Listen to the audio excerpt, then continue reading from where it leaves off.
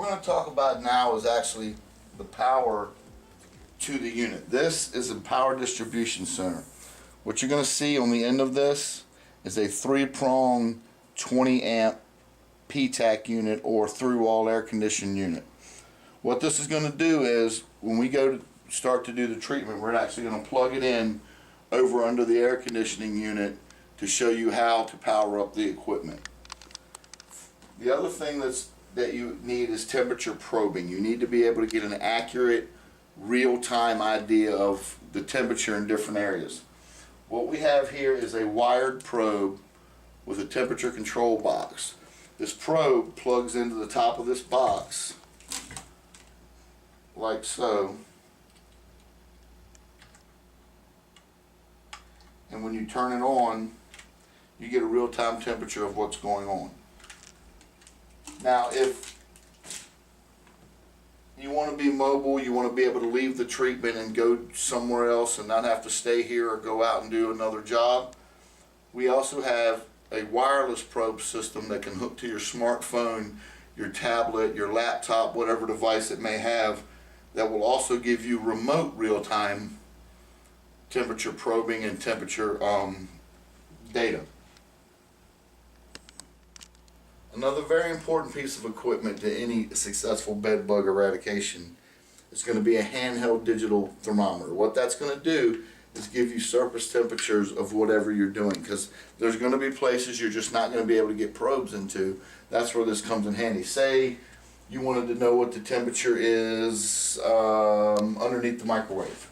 You can just lift the microwave up, shoot this in there, and that gives you a real-time temperature. You know that you are or are not getting a lethal temperature. Also, places like underneath the phone. That's another good place. Underneath your nightstands, anything that's sitting flat on the floor, you're going to want to rock it back and check the temperature to make sure you are getting lethal temperatures consistently throughout the unit. What we're going to talk about now is preparation of the bed and fixtures and things in the room. It's very important that you get these in a position where airflow can get in between them. What you're going to want to do is you're going to want to pull this bedding off of the bed. The bed should be down to the bare mattress so that the heat can actually penetrate the mattress, tucks, folds. You can take this and actually hang it over your televisions and things like that in the room, sensitive electronics. Use it as an insulator while you're doing the treatment, but it's very important that this bedding be taken to a dryer and laundered separately from everything else, run on 2 cycles at the highest heat for a minimum of 30 minutes to make sure that any bed bugs that are in it are indeed taken care of at a lethal temperature. Once you have the bed linen removed, everything's out of the way, you have nothing here but a open, clean mattress, you're going to want to lift this mattress up, place something in between it, bucket, ice bucket in the room, milk crate, something to space that so air is able to penetrate and get between the box spring and mattress. That's critical because this will be a cool, non-lethal area if you do not get these two separated. What else you're going to want to do is you're going to want to take your chair cushion and you're going to want to stand it straight up and turn it to the side so that it's easily able to move around so that you can get good airflow through there. You're going to want to open all your drawers. You want to come over to this table. You want to make sure all your drawers are cracked open so that heat can penetrate inside the drawers. You're also going to want to make sure that anything that's sitting directly on the floor that can be easily moved, you move it. If there's a trash can on the floor, just pick it up, set it up on top of something so it doesn't create a cool spot for the bed bugs to look. The bed bugs are going to migrate and try to find a cool spot to get to survive. We have to make sure that we eliminate as many of those as we can during the preparation process to ensure that we are successfully eradicating and successfully treating the bed bugs using heat technology. The next thing we need to address is heat loss. We're in this room where we're going to lose our energy that's not going to be in the room. If we're losing it somewhere else, it's not helping us achieve a kill inside the room. The biggest place in a hotel room that you're going to lose your heat is these windows. That's where the reflective insulation comes in handy. What you're going to do is you're going to cut a piece of this reflectix to fit the inside of this window. You're going to tape it off to the frame with the silver side in to make sure that any heat in the room stays in the room.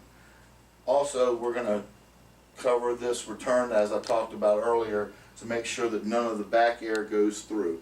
The bathroom door on a heat treatment you should probably close for the majority of the treatment. Open it up maybe the last hour. The tile, the things in there, they're going to absorb a lot of your energy. Probability of bed bugs going in there is pretty minimal. So closing your door is probably going to increase your effectiveness and decrease your treatment time. Last hour or so before you shut down, you're going to want to open that bathroom door, let the residual heat get in there, and that's one of the last steps you're going to do. What you're going to want to do next is take your blue painter's tape, about 1 inch wide, 1.5 inches wide. You're going to want to tape this reflective insulation to the window. It's extremely important that you get a good seal. And what you're going to want to do is you're going to want to put that first row on, and you're going to take your fist and kind of beat it down so it sits good and flat.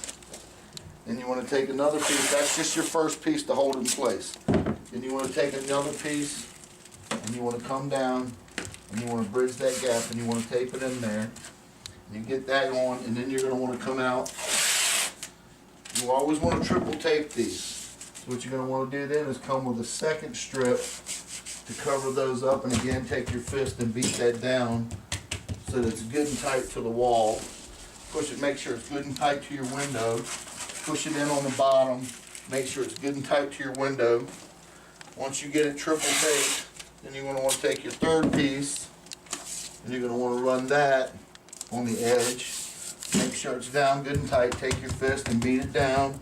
Make sure it's good and tight on there. You're going to want to do that the length of the window on both sides. Then what you're going to want to do is come on the bottom. Same principle. You want to put the first one in to hold it close to the window, wrap it around. Then you want to come in with your second piece of tape. You want to cover that to make sure you have a good seal. So you want to put your bottom down first and bend it up and over the second piece. Here it's not as critical to beat it down with your fist because you're on a flat surface. It's going to stick a little better. And you're going to take your third piece of tape. You're going to put it right there. Take the palm of your hand, rub it tightly in the ends of your fingers and rub it tightly. Make sure you got a good tight seal. That's how you tape off Reflectix to a window. As you can see, we've got our windows Reflectix on there. You're going to want to close the curtains after that as an extra insulator, just to try to keep, because what's going to happen when the air comes in, these are going to press tight against that Reflectix. It's going to form another insulation seal. Next thing you want to do is cut you another piece of Reflectix that'll fit over this return. What you're going to want to do, same process as you did before. You want to come in here on the top, and you're going to want to tear your tape.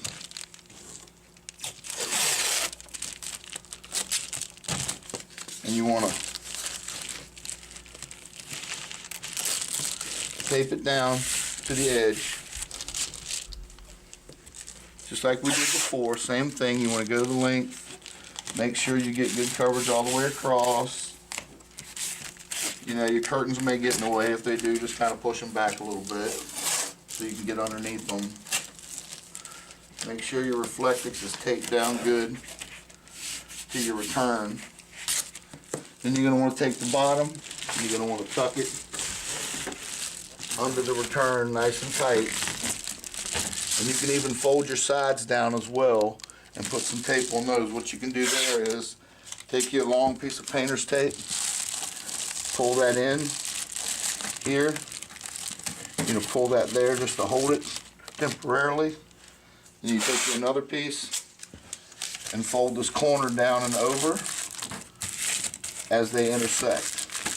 And then what you're going to want to do there is reinforce that. You're going to want to come back with another piece and just reinforce that to keep that good and tight on the ends so you don't lose that.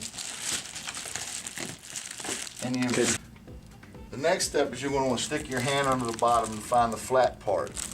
Once you find that part, there's your crease. You're going to bring this piece of Reflectix back out